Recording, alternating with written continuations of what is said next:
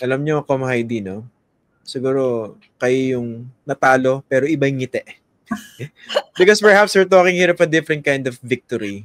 And your loss, well, that is a loss on paper or technically should be explained in a different context. Tama ba? So, unang-una, pag-usapan natin, how do you feel about this? Okay. Ewan ko kung maniniwala kayo. Pero alam ng lahat ng anak ko yan, pati asawa ko. Ang light ng mood sa bahay, di ba? Kasi this is exactly what, I mean, nung tumakbo ako, wala akong ilusyon na mananalo ako, di ba? Although, ayaw marinig ni yan. Ayaw niya yan. Oo, I mean, grabe. wala akong ilusyon. Ikaw ba naman tumakbo ka ng biglaan? Wala kang grupo, tapos wala kang pera, 'di ba? And I'm surprised with the numbers. Tapos ito siguro kailangan ko sabihin, pwede kong pabuksan yung ballot ko. I voted for the persons na I promised I will vote. Oo, binoto ko si Bam, si Kiko, si Dodoy Bailon, si Luke, binoto ko yan. Pati, of course, yung Akbayan Party List at ang family ko naman. Naghati kami, no? Siguro, ang gusto ko sabihin dito ay, ito yung sinabi ko sa harap ng meeting sa Halahala kasama si Senator Laila na kung halimbawang makalimutan ako at hindi ako malagay sa dapat mapuntahan, sana ay huwag makalimutan at maalala ang mas nagsakripisyo sa akin. And I think that is exactly what was given, di ba? Kaya saan ako kukuha ng kalungkutan? Yun lang kailangan kong balansehin yung mga kabataan kasi talagang parang natutunaw yung ko pag sinasabi nilang, "Ma'am, paulit-ulit akong umiiyak, hanggang ngayon nalulungkot ako." Parang hindi ko naman ma-afford na ipakitang masaya ako tas umiiyak sila. Kaya ang sinabi ko, ayoko maging totga kahit sa pag-ibig o politika, di ba? Huwag kayong umiyak, huwag kayong masad. Yun. Pero ito, did this surprise you? The fact na nakakuha kayo ng at least 8.6 million for someone who was running for the first time. Alam natin for a fact you ran. Your decision was unexpected. Even your family was surprised, di ba? Nasurpresa ba kayo dito sa dami ng boto na nakuha ninyo, miski hindi kayo nakalusot? Actually, ito yung ito yung aking fearless forecast noon. Pinag-uusapan namin ng aking kaibigan. Sabi ko, siguro, sa palagay ko, baka wala pa akong 5 million, pero happy na ako kung maka-8. Oh, yun nga. Kaya niloloko ako ng anak ko. I-blow out ko raw siya. So I think, kahit sa numbers, pero ang hindi ko ine-expect, yun roller, paikot-ikot yung di ba? There was a time na muntikan akong mag-withdraw eh. At the height talaga? Talaga? Oo, umiiyak na ako na sinasabi ko sa anak ko. Ang sakit nun yung feeling mo na, bakit kung kailan ka naging totoo? Na sinasabi mo how you feel. Hindi mo naman nire-reject yung sinasabi, di ba? Sinasabi mo na, hindi ko pa napapag-aralan yan. Hindi pa ako handa. And then, ang lakas ng pushback, di ba? So, doon ako umiyak. Doon ako umiyak at sinabi ko sa sarili kong, mag-withdraw na lang kaya ako. Pero may tinawagan ako at sinabi niya, huwag kang mag-withdraw. So, actually, Christian, ang kailangan ko ipagpasalamat ngayon. Salamat sa lahat ng volunteers. Kasi kung wala kayo, hindi ko siguro kakayaning tapusin ito. Dahil napakahirap nung walang pera. Napakahirap nung walang makinarya. Okay. When you say walang pera, no? Lalabas naman to sa declaration nyo, no? Magkano yung ginastos nyo rito sa kampanya na ito? Eto yan. At malakas ang loob namin dyan kasi tinatrack yan ng anak ko. Sabi niya sa akin, "Ma, yung 2.5, siguro abutin tayo ng mga 3M." Kasi yun continuing yung paggastos mo kasi nga nung patapos na. At ito yung nakakatuwa, no? Hindi ko alam kung nakakatuwa. Siguro, confession ito, Bakit ganun? Sa pahuli, saka may mga nag-aambag. Patapos na. And I have to be honest, ito talaga. At iano ko to. May kaibigan ako, sinabi ko sa kanya, huwag mo nang ibigay yan. I'll be honest with you, businessman ka. At kung nag-expect kang mananalo ko, kasi pahuli na, di ba? I tell you, hindi. So, I'd rather not accept your money. Yun naman ang yabang ko. Marunong talaga akong tumanggi. Pero, na-offend ang iba kasi syempre, at naintindihan ko rin yon. Nung nakita kong nag-aabono ng estudyante, sabi ko, hindi pwedeng hindi hihingi. Kaya yun yung panahon na ang term ko nga halos mamalimos ka ng pampaprint ng tarpaulin, ano. At ito siguro yung gusto kong i-share, ano, kung kailan pa huli, saka gustong magparamdam, saka gustong tumulong. When there was a time na namamalimos kami ng 50, 100, 200, 500, paulit-ulit, buwan-buwan, di ba? Meron kang nagbibigay na tricycle driver para sa isang tarpaulin at meron pang masahista na bulag na parang hirap na hirap akong i-accept yung ano, hirap din akong i-deny. And yet, sasabihin niya, ma'am, ito po yung ambag ko at happy po ako. So, tatanggapin ko rin magpapasalamat. Pero, I have to qualify that. Ano, yung 2.5 na ginastos, that is as far as I'm concerned. Marami pa ring mga dumiretso sa ibang chapters. Halimbawa, there are chapters na I'm sure were independent enough to raise their own funds. So, hindi ko alam kung magkano nagastos nila. At binigyan ko sila din ng kalayaan, tiwala, na mag-run ng ano. Kasi nga, this is on pure volunteerism. At ang mali kong magagawa sa mga volunteers ay yung hayaan ko silang nag-aabono at ako nag-i-enjoy lang. Siguro, yun yung pinakamahirap na sa volunteerism, na di ba, hirap na hirap kang ipakita sa kanila na nahihirapan ka rin na hindi mo sila matulungan at hindi mo sila mabigyan ng lahat ng kailangan. But at the same time, you have to be firm. Kasi ang lagi ko sinasabi, ayaw kong may mas gagastos sa akin.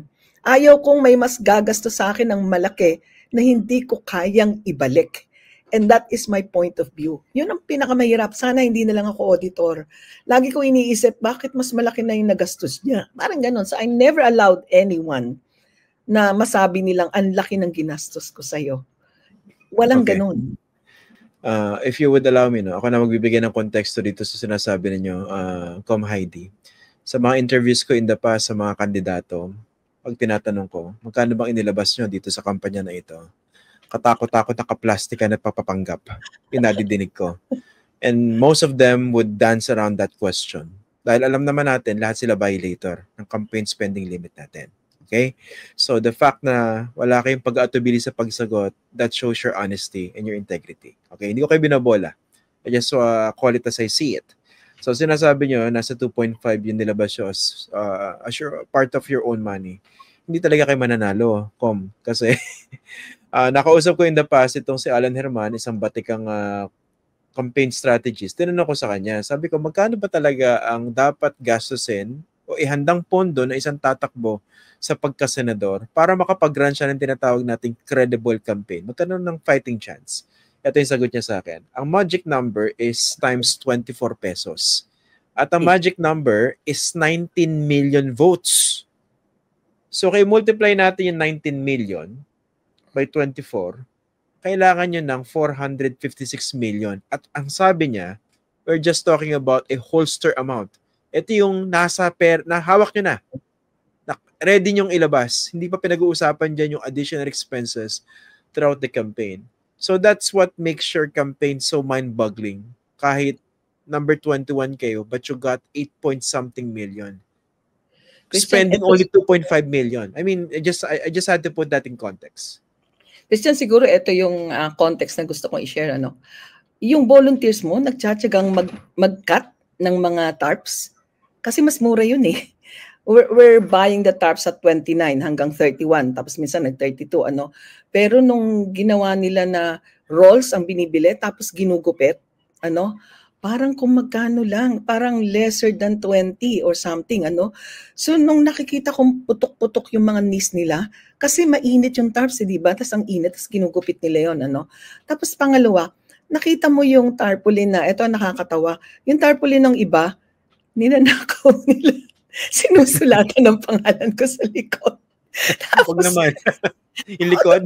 Hindi ko sinasabing tama, ha? But I have to be honest and share. Tapos meron pa na isang matanda na ang ginawa niya, yung likod ng tarpaulin, dinikitan niya ng mga flyers ko, di ba? Tapos meron din na talagang sinulat ng hinandwrite yung lahat ng information sa aking flyers. Ito yung mga hindi ko makalimutan, ano? At ito rin yung aking counterpart siguro. Nung magkailangan ng mag-meeting de avance, di ba? Nangarap din ako, Christian. Nangarap din ako makapagbuo ng isa. Tapos ng konti-konti na kami nagkukwenta. Sabi ko, hindi ko kaya. So anong ginawa ko? Sinabi ko na lang, okay, wala akong pera, wala akong maimbitang artista. Pwede i-share nyo na lang itong picture ko. Alam mo, senior nila, more than the number of guests that I can invite. So sabi ko, Lord, saan ang gagaling lahat ng ito? Parang wala akong papagkunan ng sabihin natin na wala akong karapatang malungkot. I have gratitude in my heart. I have so much joy in my heart. Yung volunteers mo na darating sa simbahan ng 7 o'clock, tapos tatanungin ko, saan ka galing? Antipolo po. No oras ka umalis, 5 a.m. Kumain ka na? Hindi pa po. Tapos bibigyan mo siya ng tinapay kahit patalikod. And then sasabihin niya, Ma'am, wag mo po akong bigyan. Wala din po yung iba. Okay lang po kami. Alam mo yun, hindi madaling dalhin yun. Kaya sa akin, lalong pinatibay yung ko na hindi totoong walang dignidad yung mamamayang Pilipino eh. Iyan yung pinipilit kong isiksik eh. Hindi totoong mag-resign na tayo dahil lahat wala ng pag-asa. Habang nakikita ko yung mga walang-wala na pumupunta sa campaign na ang aga nilang gumigising, yung mga walang-wala pero sila yung nagtsatsagang magputol-putol ng tarps, nakaroll, puputol-putulin yan. Yung nagha-house to house campaign, nasasabi na wala silang tubig. At eto, let me just cite this, Merong isang mayor sa Cavite. Hindi ko sasabihin ng name, hindi ko sasabihin ng lugar kasi baka mapahamak. Sabi niya sa akin, alam mo kung BBM ako, alyansa. At alam mo kung ano namin. Pero, hindi ko matiis ang volunteer mo eh. Kaya aminin ko, ako ang nagbibigay ng pangmeryenda nila at pang-inom.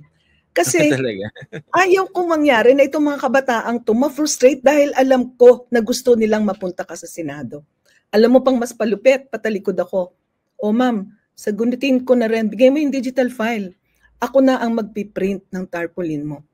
Alam mo, gusto ko siyang yakapin kasi parang sa akin, ang dami kong kaibigan.